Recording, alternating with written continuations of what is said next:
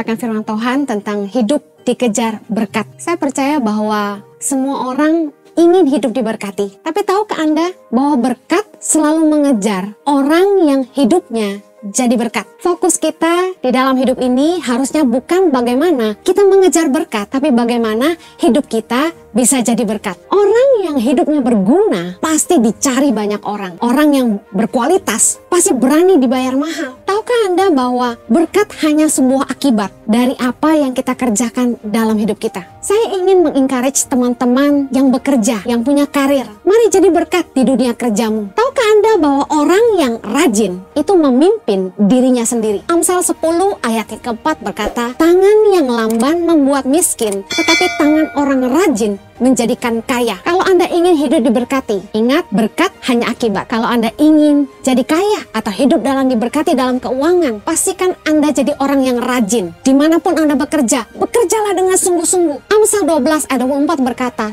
tangan orang rajin memegang kekuasaan, tetapi kemalasan mengakibatkan kerja paksa. Orang yang rajin itu punya inisiatif yang tinggi dan kemampuan memimpin dirinya sendiri. Setiap hari orang yang rajin itu punya target apa yang dia harus kerjakan hari itu dan apa yang harus dia selesaikan tanpa perlu disuruh-suruh, tanpa perlu dipaksa-paksa, tanpa perlu dimarahi oleh atasannya. Kalau Anda ingin diberkati oleh atasanmu, jadilah orang yang rajin. Saya melihat ada tukang sampah yang selalu lewat setiap pagi di rumah kami. Tukang sampah ini baik sekali. Dengan sopan dia selalu menekan bel pintu rumah supaya orang yang bekerja di rumah kami bisa mempersiapkan sampah-sampah untuk diturunkan ke bawah. Dan tidak hanya mengangkut sampah yang ada, dia merapikan dan membersihkan area sekitar tempat sampah kami. Melihat orang yang begitu rajin ini, saya memberitahu orang yang bekerja kepada kami untuk selalu memberikan uang paling tidak seminggu sekali kepada orang yang mengambil sampah di rumah kami dan membagikan sembako juga untuk dia. Kita sebagai orang senang memberkati orang yang rajin, apalagi Tuhan. Saudara, saya ingin encourage juga untuk orang-orang yang bekerja kepada orang lain, Anda yang kerja kepada orang. Sepandai-pandainya Anda, sehebat apapun Anda, ada yang paling penting yang Anda harus jaga, yaitu karakter Anda. Karakter kita yang menentukan kita ada di mana. Banyak orang yang pandai, banyak orang yang hebat, tapi mereka lupa untuk hidup jadi berkat. Itu bukan hanya soal kemampuan saja, tapi hidup kita kalau mau jadi berkat harus ditunjang dengan karakter yang juga hebat. Mazmur 37 ayat yang ke-11 berkata begini, tetapi orang-orang yang rendah hati akan mewarisi negeri dan bergembira karena kesejahteraan yang berlimpah-limpah. Dalam bahasa Inggrisnya lebih jelas dikatakan begini, but the humble will inherit the land and will delight themselves in abundant prosperity. Orang yang rendah hati akan mewarisi negeri dan akan diberkati dalam kelimpahan. Kalau Anda ingin jadi orang yang diberkati, jaga hatimu, jangan sombong, jangan tinggi hati, tetaplah rendah hati, sehebat apapun kemampuanmu. Bagi seorang atasan tidaklah nyaman, tidaklah merasa aman ketika harus mengangkat orang yang sekalipun dia hebat tetapi sombong. Satu kali saya pernah punya staff yang saya sangat percaya kepada orang ini, tetapi sayangnya karena dia tinggi hati, saya merasa tidak nyaman. Kalau kita ingin diberkati lebih, bukan hanya kita harus rajin, bukan hanya kita harus cerdas, bukan hanya kita harus mahir, punya keahlian, tapi dengar baik, kita harus jaga kerendahan hati. Berkat adalah akibat dari apapun yang kita bangun dalam hidup kita.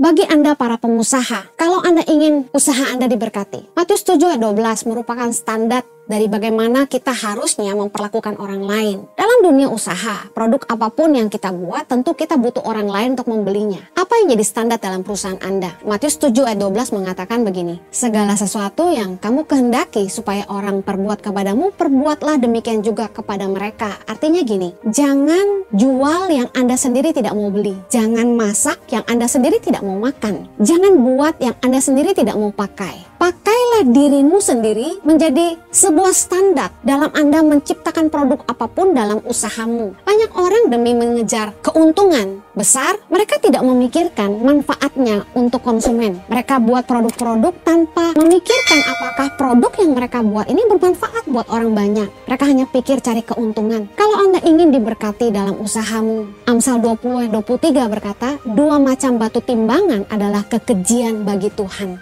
dan neraca serong itu tidak baik. Dagang, jangan curang. Kalau kita ingin diberkati dalam usaha, doa saja nggak cukup, tapi kita perlu menghidupi kebenaran. Kebenaran yang Tuhan ajarkan bagi kita para pengusaha, yang pertama meletakkan standar apa yang kita mau untuk diri kita sendiri, itu yang kita buat untuk orang lain. Yang kedua, jangan curang dalam berdagang. Jangan menggunakan 2 macam batu timbangan, kata firman Tuhan, karena itu kekejian bagi Tuhan. Tahukah Anda bahwa Amsal 28 ayat 20 berkata, orang yang dapat dipercaya mendapat banyak berkat, tapi orang yang ingin cepat kaya tidak akan luput dari hukuman. Banyak orang demi mendapat keuntungan yang besar, mereka ingin cepat kaya, mereka menipu konsumen dalam produk-produk mereka, menggunakan bahan-bahan yang tidak selayaknya dimakan, menggunakan bahan-bahan yang merusak kesehatan. Tahukah Anda, kunci dikejar berkat adalah kita harus bisa dipercaya. Karena firman Tuhan berkata dalam Amsal 28 ayat 20, orang yang dapat dipercaya mendapat banyak berkat. Saya ingin mengingatkan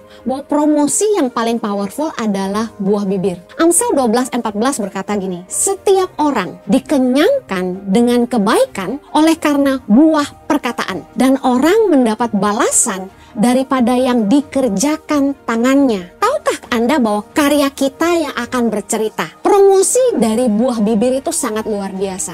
Saya ambil contoh, ada makanan enak yang cuma ada di ujung gang, tidak dilewati orang banyak, susah untuk mendapatkannya. Tetapi karena rasanya yang begitu enak, orang-orang yang datang makan ke situ mulai bercerita, mulai cerita ke saudaranya, mulai upload ke sosial medianya, dan apa yang terjadi? Orang dari mana-mana datang makan di tempat itu. Karena saya tidak di-endorse, saya tidak cerita apa nama restoran ini, tapi ada di Kelapa Gading, ada tempat restoran makanan enak yang tempatnya, maaf, tidak nyaman menurut saya. Kenapa? Panasnya luar biasa. Tapi herannya jam 2 saja restoran ini sudah habis. Makanannya ludes. Dan yang saya lihat di sepanjang jalan itu parkiran mobil penuh. Dan mereka semua menuju ke restoran yang satu ini aja. Enak banget, dan orang dari segala kalangan, maaf, dari sepeda motor, ojek, sampai mobil mewah makan di situ. Dari berbagai daerah di Jakarta datang makan di tempat itu. Memang rasanya enak sekali. Di situ saya terkejut betapa kami yang orang Kelapa Gading saja tidak pernah tahu. Dan kalau dipikir-pikir, tempatnya itu tidak di pinggir jalan besar. Cukup rumit mencarinya. Tapi karena rasanya yang enak luar biasa,